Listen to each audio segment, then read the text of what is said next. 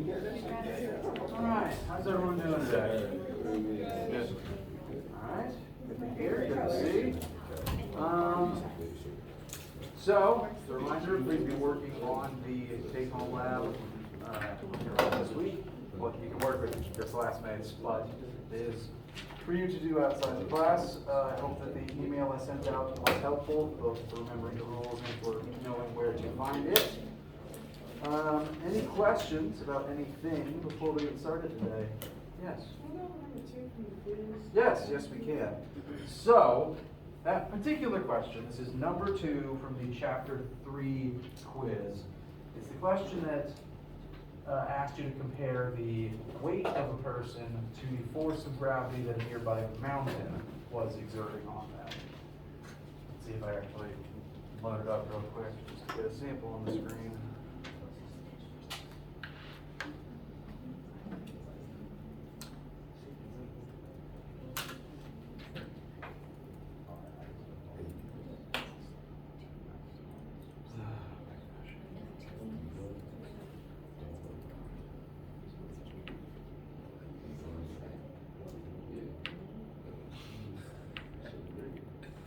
One sec.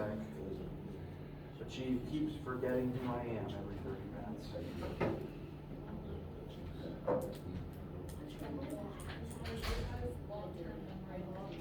It is all form memory loss.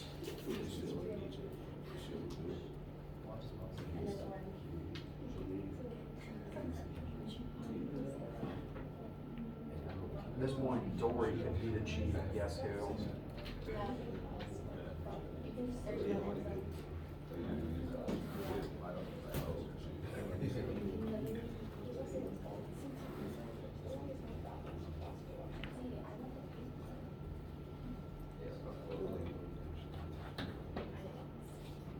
All right. So, the personal numbers that you might have had will vary somewhat, but the crux of the question is we are going to be comparing two different forces of gravity. We've been asked to compare the weight of the human being, which is the force of gravity the Earth exerts on them, to the force of gravity that a nearby mountain will exert on them. So I was starting this off.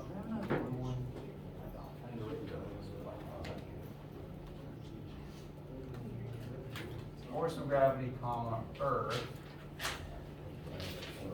We're being asked to compare that to force of gravity, mountain. Now, the two forces aren't equal. They couldn't be, because if a mountain could exert the same force of gravity as the planet would be torn apart, and that would be bad. So instead, we were told a percentage of how much of our weight the mountain is able to exert. So using these sample numbers, the mountain exerts a force equal to 1.5%. I've seen values range from 1% to 3% on certain randomly generated numbers for students. And that affects how we need to set this up, because the two forces won't be the same. We have to represent that one of them is much, much smaller than the other.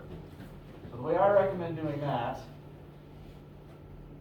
is by multiplying whatever your percentage is in decimal form. So 1.5% is equal to 0.015 as a fraction. Multiply that by Earth's gravity, and that will be equal to the force the mountain exerts. So now we have compared the two forces, and we can begin to plug in the universal law of gravitation formula.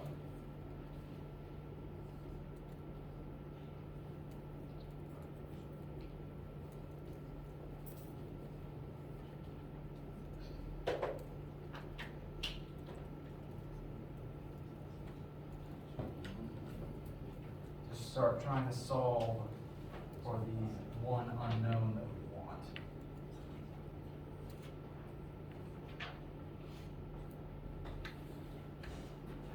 So each separate object, the Earth and the mountain, are exerting forces of gravity on the person.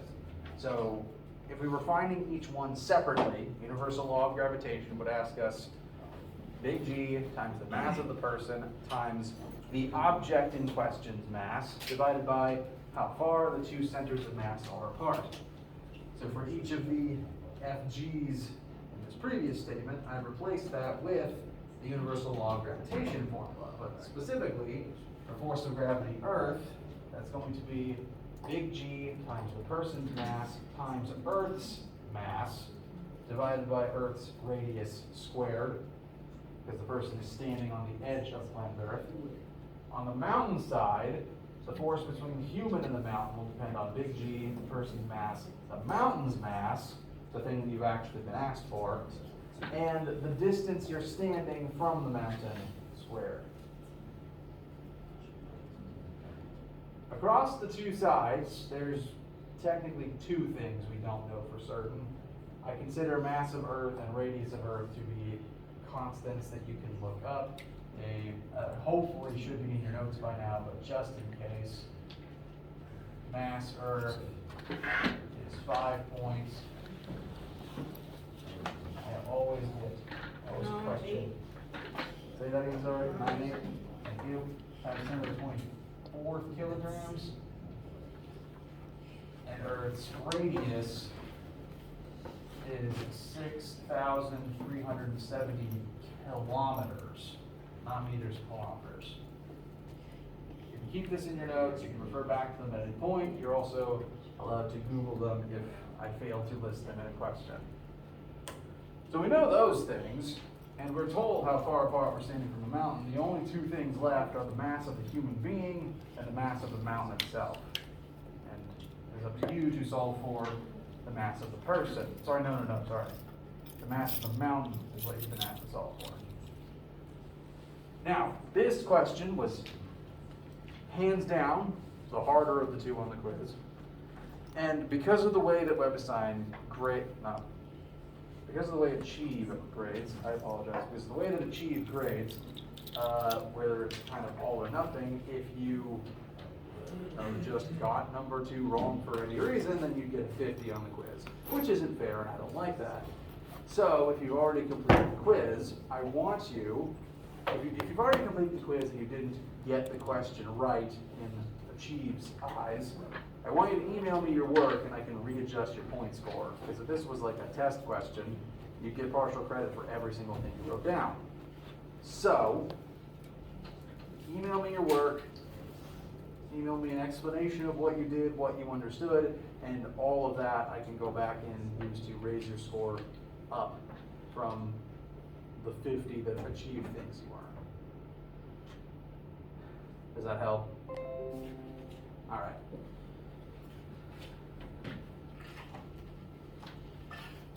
Did that answer your original question? All right. Any other questions before we start talking about rotation today?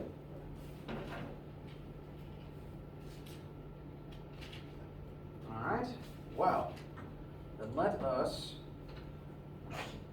bless you. Thank you. You're welcome. Let us look at rotational motion. This is the crux of Chapter 4. Chapter 4 will be the last batch of material before Test 1. So in about 2 weeks' time, Test 1 will be about Chapters 1 through 4. Rotational motion, we're going to take everything we've already used to describe motion in 1 or 2 dimensions and simply apply all of that logic, all of those formulas we already have, to spinning instead of moving forward in a straight line. Because the more you dive into physical sciences, upper level physics will point out that there's more than just the standard XYZ coordinate system number of ways to describe location. Some questions I've had to deal with, instead of using an XYZ plane to tell you where something is, used a cylindrical coordinate system plane, where it told you the radius from a central point something is, and then how high up or down along the edge of that radius something was, or a circular plane, or there's a lot of weird combinations out there. And so there's lots of different ways to look at the universe, and this is one of them, simply in terms of is it spinning as opposed to is it moving in a straight line. Now, rotational motion is weird because it's a different way of thinking. Most people tend to see things moving around and perceive that motion in relatively straight lines. It's just how our brain works.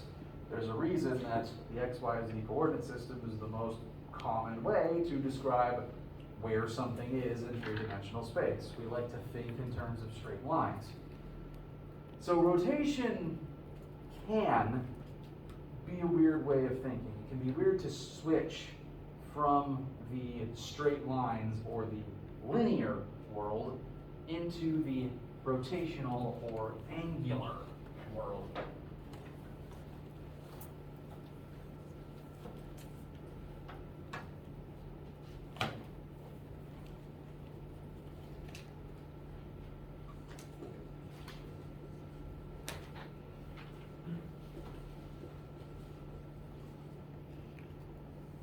So as we move along through this chapter, as we learn about new angular concepts, angular is the official term that refers to rotation. It's of or referring to changes in angle as opposed to changes in where you are in a straight line.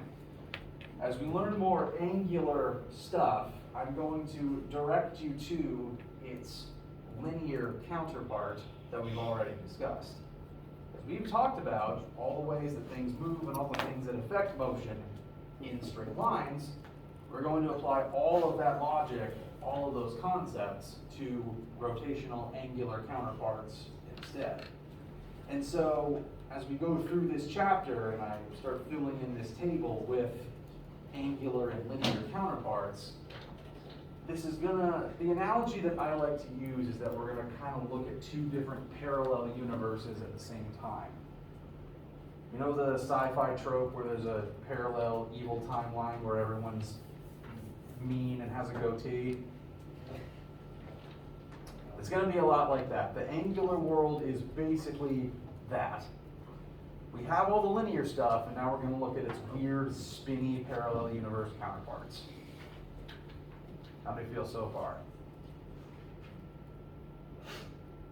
All right.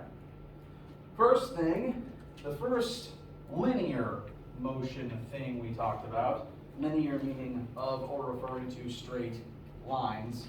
So this column is the moving in straight lines version that we've been using all along. The first thing we talked about as it relates to linear motion is displacement. Simply, how far apart are 2 points? How far did an object move? The angular counterpart to that is change in angular displacement, or rather change in angle. If something is rotating, a number of angles will pass from start to finish instead of a number of meters in a straight line. I believe I showed this brief example to both of my lectures on Monday. This bike wheel is going to be a physical object I refer back to commonly for this next week. And I want you guys to pay attention specifically to the air filler cap right here, because it's the only distinguishing feature on this thing as it spins. So pay attention to the air filler cap. Right now it's starting up at 12 o'clock, and I'm going to rotate it this far. How would you describe the magnitude of that rotation? 90 degrees. That was a 90-degree turn. We went from here to 90 degrees in this direction. That description is angular displacement. You described how far it displaced in a rotational sense, instead of describing how far it went in a straight line. So, linear displacement, we track that in meters in a straight line. Angular displacement, you can track that in angles of rotation, simply how far did it rotate. And eventually you'll spin 360 degrees and start back over. Now, an occasionally frustrating quirk of how we're going to be tracking angular displacement is that our formulas aren't designed to take angles. They're designed to take radians. Has anyone not used radians before?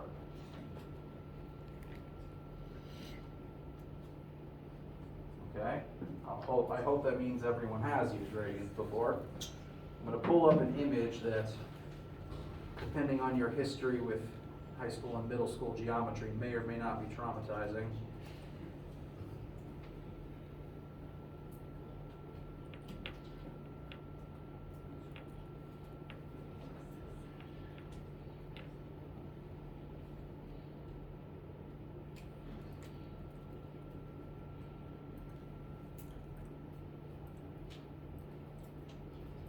Behold, this thing, unit circle.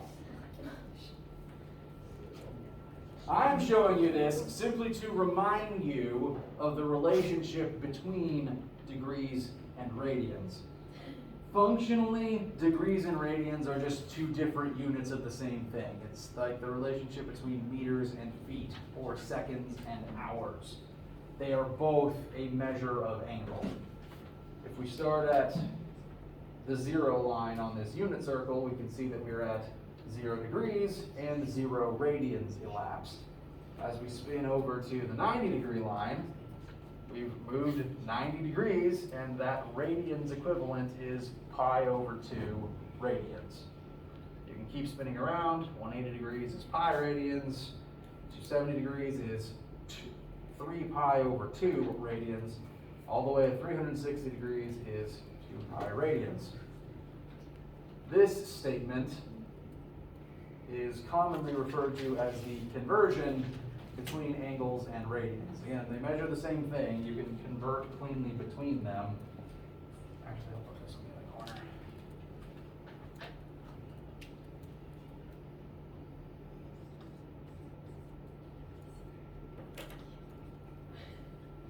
(360 degrees equals 2 pi rad). They measure the same thing. It's just converting between. It's like converting between meters and feet. I myself am a professional physicist, and I still, frankly, think in degrees, because this is really the only time I use radians, is when I'm specifically talking about angular displacement. Every other point in my life in the US, rotation is usually referred to in degrees, even for me. So this is easily one of the first points that can become a stumbling block, and I want to make sure I will reiterate this fact constantly. We're going to be thinking in radians, and this is the relationship between radians and degrees. So we are going to be tracking angular displacement in radians for the sake of our formulas. Our formulas are designed to take radians instead of degrees. Weirdly, I don't think we're ever actually going to put degrees into a formula in this class. So at this level, we aren't using something cosine or tangent. It will just be radians.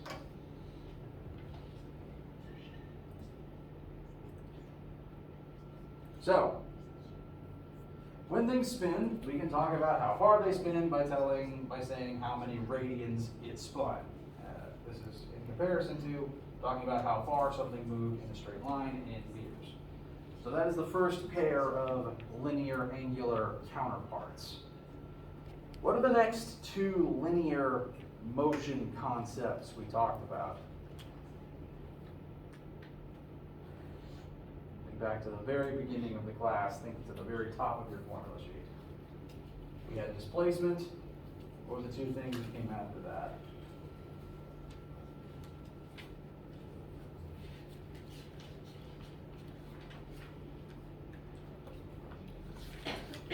Bless you. Very good.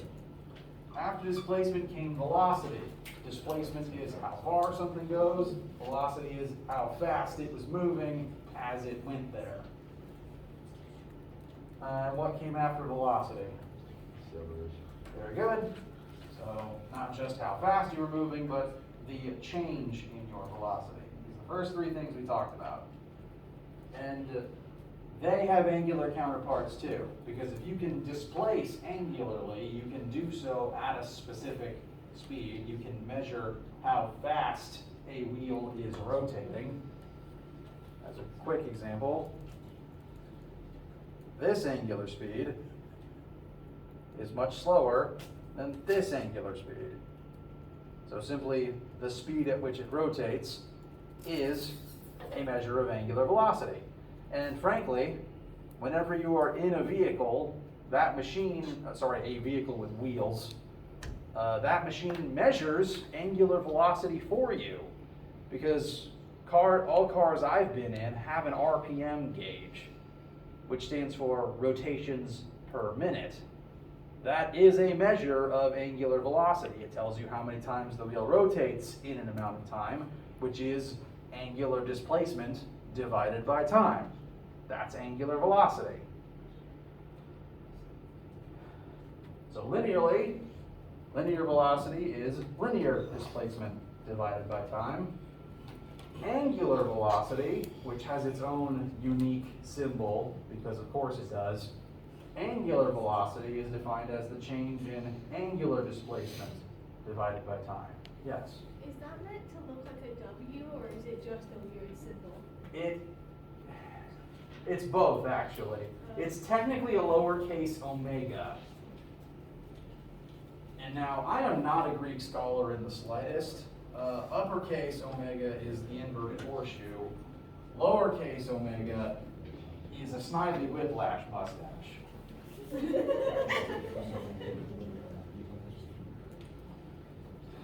And so angular velocity's symbol is the lowercase omega, not to be confused with lowercase mu, which also kind of looks like a weird mustache.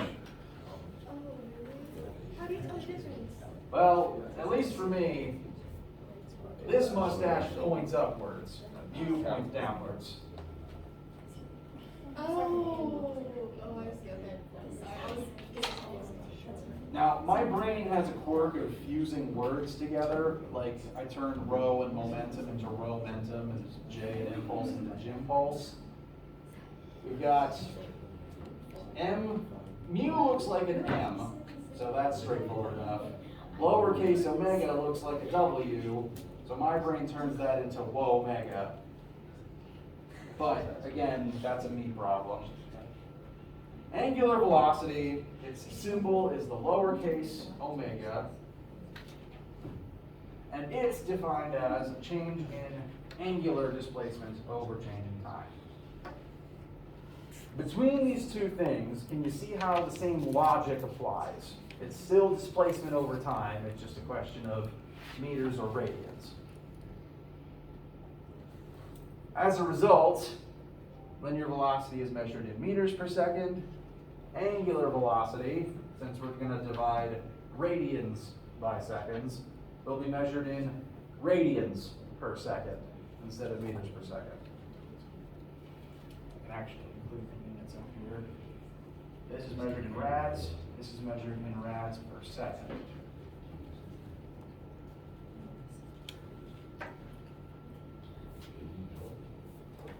How do you feel so far?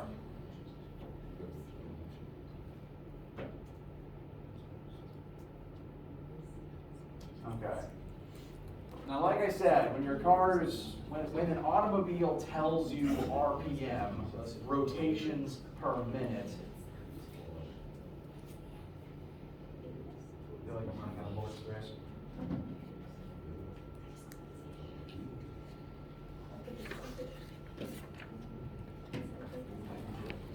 RPM, rotations per minute, is a different measurement of angular velocity. It's like the difference between meters per second and miles per hour. They tell you the same thing, it's just a different unit. And you can convert between the two. Seconds you can obviously convert into minutes, and the relationship between radians and rotations is that 2 pi radians, one full trip around the unit circle, is 1 rotation. So 1 rotation equals 360 degrees equals 2 pi radians. So it's functionally just an extra measurement for angular displacement. You can count the number of times something has spun, and you can convert that into a number of degrees or a number of radians. If something completes 2 full rotations, you can call that 2 rotations, 720 degrees, or 4 pi radians.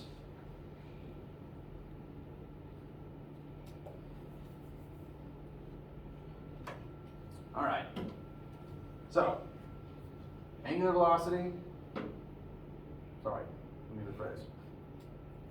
The next thing we had talked about in the linear space was linear acceleration. When you're moving backwards and forwards in straight lines, your speed can change. Same is true angularly. For example, I showed you 2 distinct angular speeds earlier, and you can accelerate from one to the other. You can change your angular speed. A vehicle does this every time the gas pedal is pressed, and the wheels just start spinning faster. So acceleration also has an angular counterpart, and it does have its own unique symbol. It's just harder to tell the difference between the linear and angular symbols this time. I will try to over-exaggerate it when I write them by hand. Linear acceleration, which is a lowercase English alphabet A, is change in velocity over change in time, as we've been referring to it all semester. Angular acceleration is defined as change in angular velocity over change in time, and its symbol is a lowercase Greek alpha. Now, I do appreciate that alpha and A are functionally the same letter as far as I understand the Greek alphabet, but the way that they're written is what makes the symbols different. Lowercase alpha is fish. It is literally, as far as I understand, the letter that became the Jesus fish. Like, I think Greek churches were advertised by 2 different Greek letters. One of them was Chi, because it was short for Christ. The other was Alpha, short for Alpha and Omega, and its symbol was fish. Question? I was just gonna say that the Jesus fish is called ichthys. Ichthys, yes, that is the word. That is the Latin for fish, right? I believe so. Okay. Yeah, ichthyology is the study of marine little fish specifically, right? Yes, that is a true statement. I believe that its origins lie with lowercase alpha. I could be wrong though, but they're too similar to not be connected somehow, in my opinion. At any rate, I will overemphasize the fish shape of alpha to make it clear in my handwriting which one is which. Namely, and you can kind of see this in the typed version, the A has like a vertical cap to its little leg, whereas the alpha's cap swooshes out at an angle, kind of like the foot does. And again, when I'm writing it by hand, I tend to just not include the vertical cap on a lowercase a and super overemphasize the angled cap on the alpha. Again, fish. And so as we're talking about angular displacement, angular velocity, and angular acceleration, it is entirely acceptable in my class to refer to them as theta, W, and fish.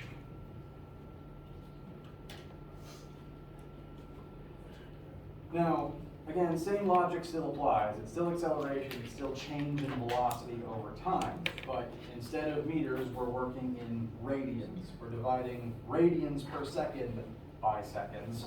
So angular acceleration is measured in units of radians per second squared instead of meters per second squared.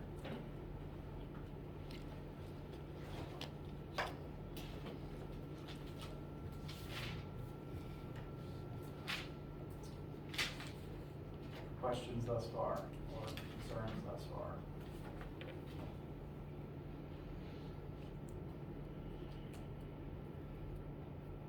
Okay. So, the first 3 concepts we learned about work both linearly and angularly. All the same relationships between these three things still work regardless of which dimension you're in. They're still connected in the same ways. Displacement still informs velocity, velocity still informs acceleration, and works the same way going back up the ladder. Because of that fact, all of the formulas we have learned so far still work for all of these new angular versions. You're functionally just plugging in radians instead of meters. The formulas still work, all of the logic and all of the patterns still track. Now you may have noticed on your formula sheet though that these formulas were rewritten with the angular symbols, just to reiterate that everything still tracks. And so this column here, which I don't actually have a copy of the formula sheet on hand, I don't think. That's the wrong class.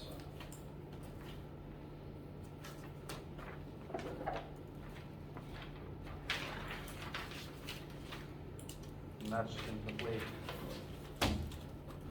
At the top of the formula sheet, there should be a comparison between these two things. And you can see, comparing them the same way I've compared them over here, we have displacements being compared, velocities being compared, accelerations being compared. Formula 3 is still identical. We have displacement equals initial velocity times time, plus 1/2 times acceleration times time squared. And same thing for formula 4. Velocity final squared equals velocity initial squared plus 2 times acceleration times change in displacement.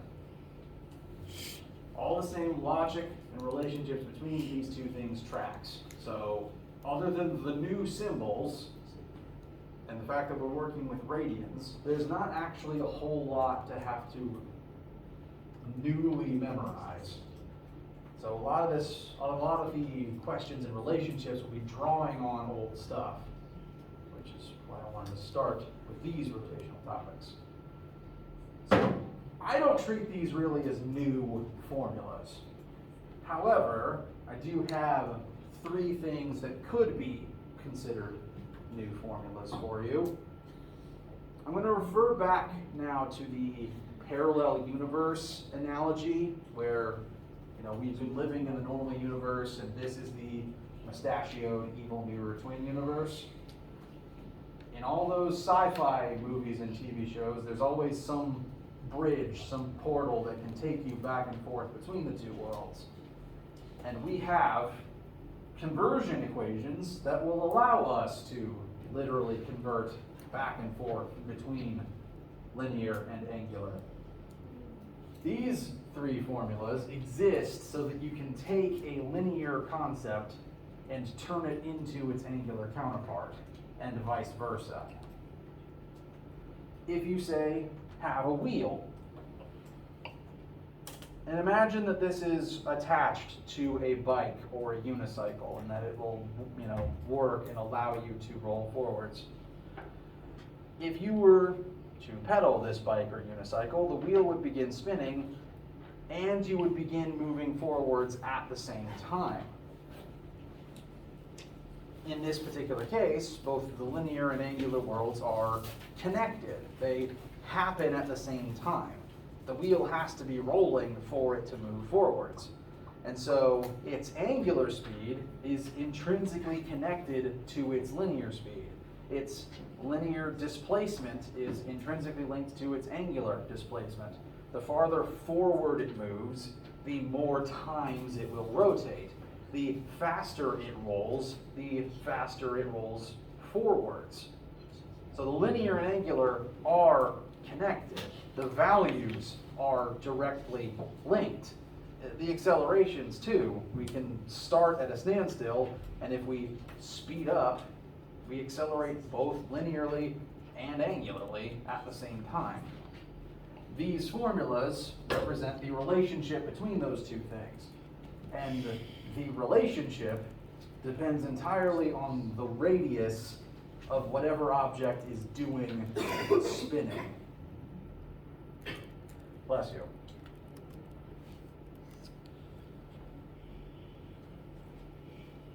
I'm going to compare this bike tire, whose radius is about a foot, somewhere between 10 inches and a foot, I think, to this heavy mass.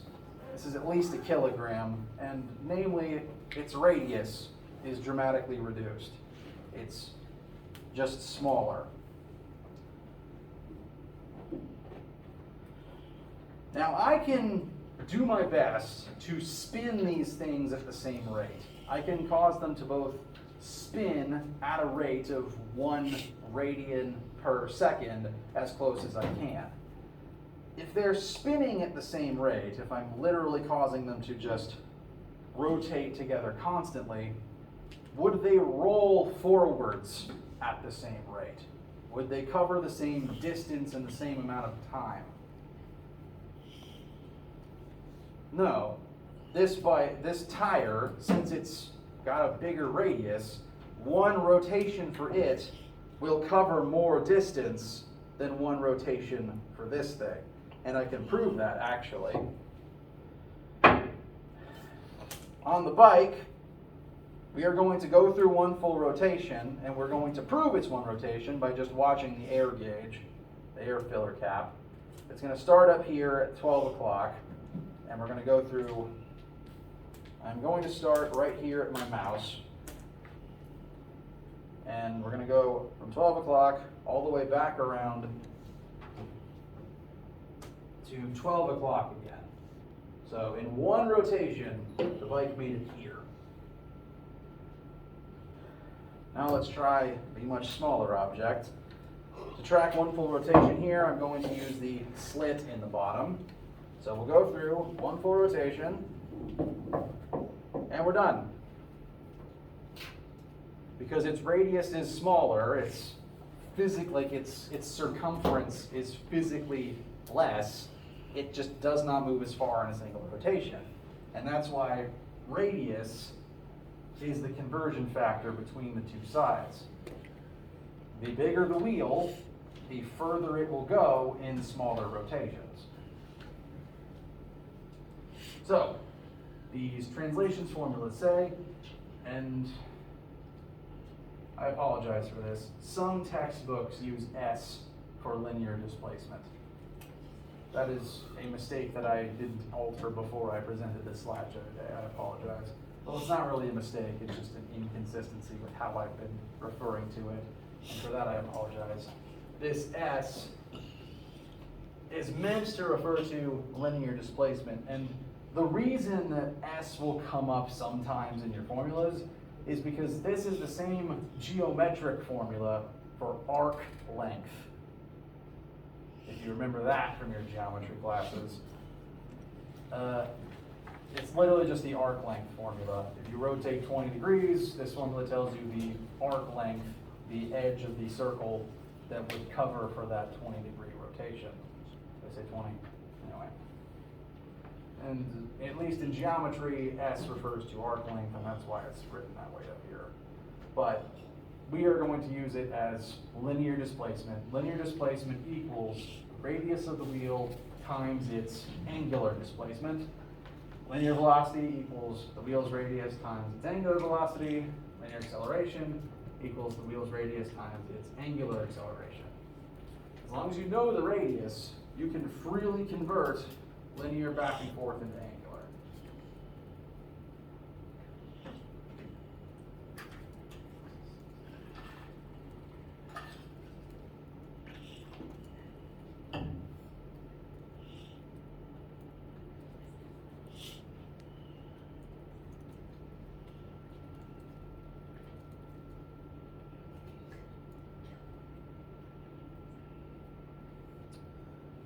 Just 1 second.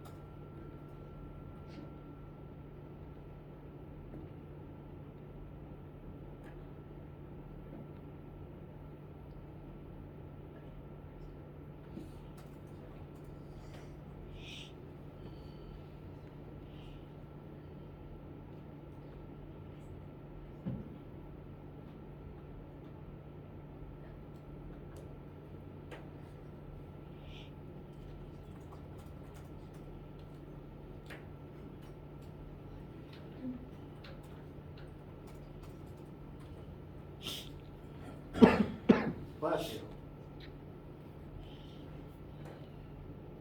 Okay. Let us very quickly, and I'm going to do these with you so that you have the answers written down before we break for today. Let us quickly utilize these principles in an example referring to a spinning object. Anyone here ever actually played with a record player? All right, so the non-zero number field. Both my grandparents and my younger cousin had one, and whether you've seen one in person or not, it's just an object that is designed to spin a disc. So the disc is spinning, it will have an angular velocity and an angular acceleration. In this case, we have a grasshopper sitting on the very edge of the disc. So we have disc, grasshopper sitting just on the side of it. Ignore that looks more like a roach. And we know that disc's radius, thankfully, 20 centimeters. That is the distance from center to the edge, and that's actually the number we want. We don't want diameter, we want radius. And whoever owns this is just going to turn on the record player and crank it up to a final angular velocity of 3 radians per second. If you ever used a record player, you might have noticed that you can change the speed at which it plays at. You can set it to faster, slower, or normal. And this one specifically, we're just going to set to 3 rads per second. And it will take a time of 3 seconds to accelerate up to that final velocity. So, first question, what is the final angular speed of the player and the grasshopper in radians per second? They will both accelerate up to 3 radians per second. The disc is spinning at 3, the grasshopper is spinning at 3. Next question, what is the angular acceleration of the disc on the player? Angular acceleration, again following the same logic as linear acceleration, is change in velocity over change in time. Our angular velocity goes to 3 rad per second from 0 rad per second, and that process takes 3 seconds. So we'll divide 3 by 3 and get 1 radian per second squared. Next question, what is the linear acceleration of the grasshopper? It mentions the word tangential there because it's on the tangent of the circle of the disc, and that will represent the acceleration at this tangent edge. The word tangential will come up from time to time. It will be synonymous with linear. I'll try to reiterate that as we come to it. So what is the linear acceleration of the grasshopper? Well, we can convert from linear to angular and back and forth as long as we know radius. So, if we want linear acceleration, we know angular acceleration and radius. So we will just multiply our radius of 20 centimeters, you do want that in meters first, times our angular acceleration, which we have found to be 1 rad per second squared, and that should come out to be 0.20 meters per second squared.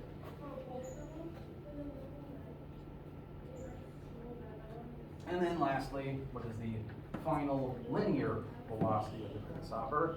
We can convert angular velocity into linear velocity using much the same way.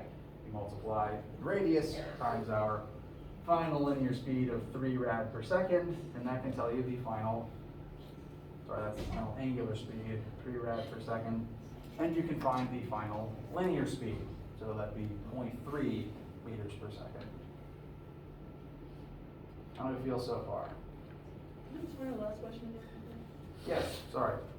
What is the final linear velocity of the grasshopper? We want to know how fast it'll be moving as we get up to that final velocity. So we want to know v, and we already know r and omega. So like how we converted the accelerations, we can multiply our radius by the angular concept. So 20 centimeters, 0.2 meters, times our final angular speed of 3 rad per second. That should come out to 0.60 meters per second. And what that'll physically represent is, after the disk has spun up to its final speed, this is now the linear speed the grasshopper is moving at on that edge. If the grasshopper lets go and isn't spinning anymore, this is the speed it will launch at. And this is the principle that, say, baseball or tennis ball pitching machine uses. It uses a wheel, and a tennis ball passes along the edge of the wheel to spin up and launch at a certain final tangential linear speed. We'll talk more about that and slingshots in general as we continue. The one thing I want you to note before we break for today is that if the grasshopper wasn't standing at this full radius, say if it was sitting here, we'd be plugging in a different radius and the linear values would change, but the angular ones wouldn't. Yes? So if it was sitting halfway between the edge and the middle, and we put it at like 10? Yes. Yep, and so we would plug that in instead of 20. We get smaller linear numbers, but the angular ones wouldn't change because the disk is still moving at the same rate angularly speaking. So where you are on the spinning object affects the linear, but not the angular. We will reconvene on Friday to work some more examples and probably start talking about centrifugal force. Let me know if you have any questions as you work on the homework in the lab, and have a wonderful day.